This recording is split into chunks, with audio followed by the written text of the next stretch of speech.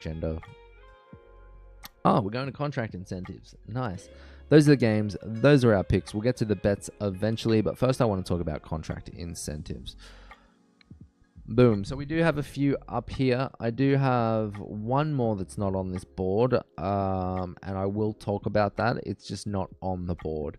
So there are 5 players this week. There was one that has already played, J.K. Dobbins, so I'm not going to track that one. We'll track that one next week. So this week we've got Tony Pollard. He needs 83 rush yards over the next 2 weeks. He needs 2 rushing touchdowns over the next 2 weeks. And if he can get 19 receptions as well, that would give him a little bit more money as well. None of these are tied together. They are all individual contract incentives. So over 2 games, he should easily get the 83 rush yards and the 2 rushing touchdowns. Don't know who they play next week. Don't really give a shit. I kind of feel like Tony Pollard is going to get paid 2 out of those 3 at least by the end of the season. Next, we'll go over to Austin Eckler. He needs 145 more rush yards in 2 games. He needs 4 more touchdowns in 2 games. And he also needs 154 receiving yards over the next 2 games. If he can pick up 22 receptions as well, he will hit all 4 incentives and get paid a bit more money than he was going to. I do see him possibly picking up the receiving yards over the next 2 games. Maybe not the touchdowns. Probably not the receptions, and probably not the rush yards as well. So I only see him really picking up 154 receiving yards over the next 2 games.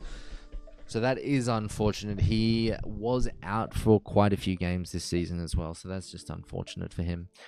Next up, for Tampa Bay, we've got Mike Evans.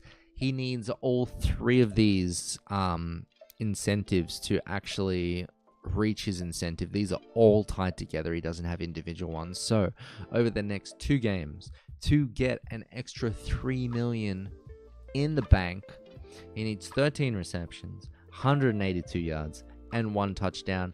Very, very doable for Mike Evans. Expect him to get targeted a shit ton over the next 2 weeks. And versus Carolina, yeah, he's going to go off. He will go off.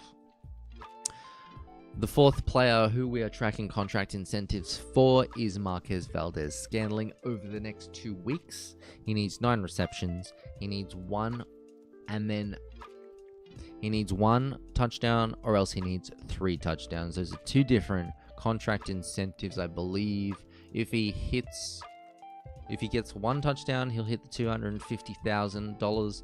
And then if he gets 3 touchdowns, that's an extra $250,000. So essentially, every touchdown for him is worth about $125K, but he needs to hit that 3 to actually receive the second bonus. He also needs 172 yards. Now, that was not exclusively listed as receiving yards, so they could use him in like jet sweeps, shit like that, running the ball. So 9 receptions, 1 touchdown, 3 touchdowns, 172 yards. I do believe he'll hit his 9 receptions. I do believe he will get at least 1 touchdown over the next 2 games. 172 yards though, that's quite a bit, I feel. And finally, we have Zach Ertz for the Washington Commanders. Now, his is a little more intricate. He's got 3 different contract incentives, and they are all split up differently. So first we'll go to receptions. For him to hit his contract incentives over the next 2 weeks, he needs 5, 15, and 25 receptions. I do see him easily getting 5 receptions over the 2 weeks, especially versus Atlanta this week. For receiving yards, he needs 62, 162, and 262. I do believe he'll definitely get the 62 receiving yards. 162 is probably a lot over the 2 games. You've got other people to feed on that team as well.